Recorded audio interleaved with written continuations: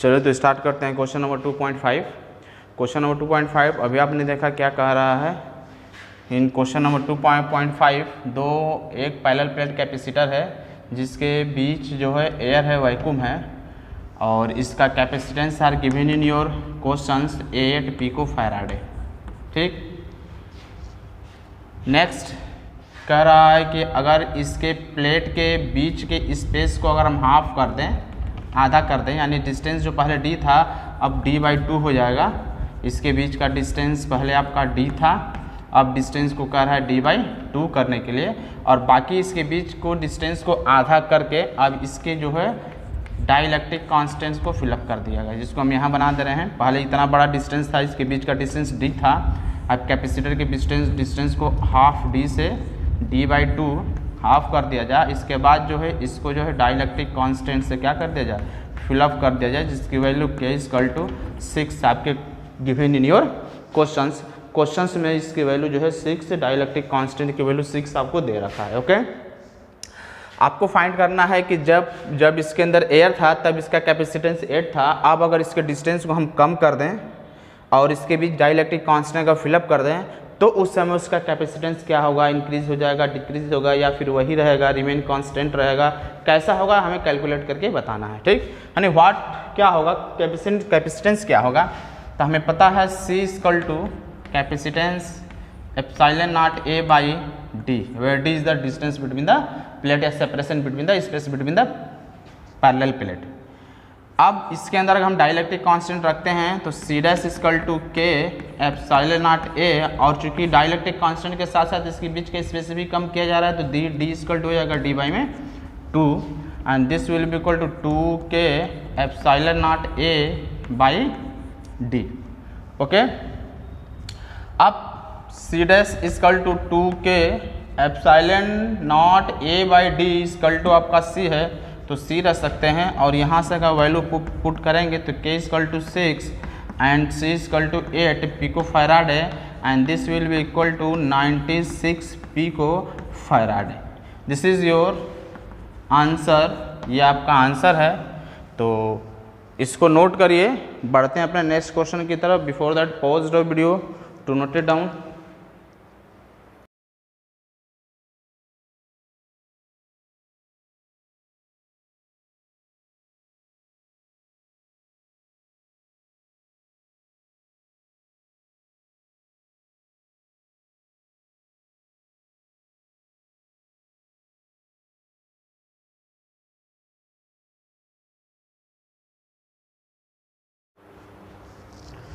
चलो तो स्टार्ट करते हैं क्वेश्चन नंबर 2.5। क्वेश्चन नंबर 2.5 अभी आपने देखा क्या कह रहा है। इन क्वेश्चन नंबर 2.5 एक पैरेलल प्लेट कैपेसिटर है जिसके बीच जो है एयर है, वैक्यूम है, और इसका capacitance are given in your questions 8 picofarad है। ठीक, नेक्स्ट कह रहा है कि अगर इसके प्लेट के बीच के स्पेस को अगर हम हाफ कर दें, आधा कर दें, यानी डिस्टेंस जो पहले d था अब d/2 हो जाएगा।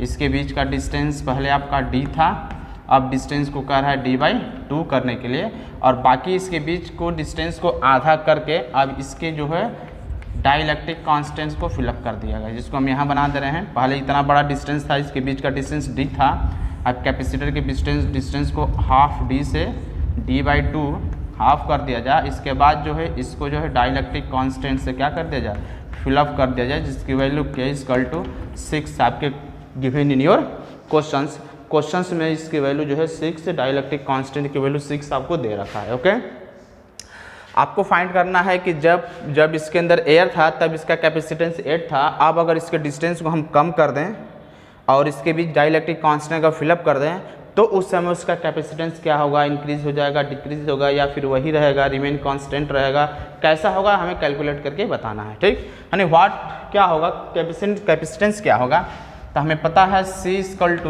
Capacitance ε0 A/d, where d is the distance between the plate या separation between the space between the parallel plate। अब इसके अंदर अगर हम डाइलेक्ट्रिक कांस्टेंट रखते हैं तो C' = K ε0 A, और चूंकि डाइलेक्ट्रिक कांस्टेंट के साथ साथ इसके बीच के स्पेस भी कम किया जा रहा है तो d = हो जाएगा d/2, and this will be equal to 2k epsilon naught a by d।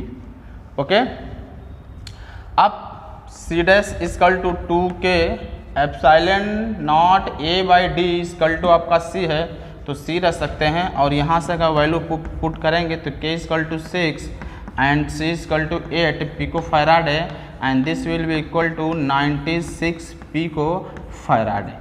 This is your answer, ये आपका आंसर है। तो इसको नोट करिए, बढ़ते हैं अपने नेक्स्ट क्वेश्चन की तरफ। Before that pause the video to note it down.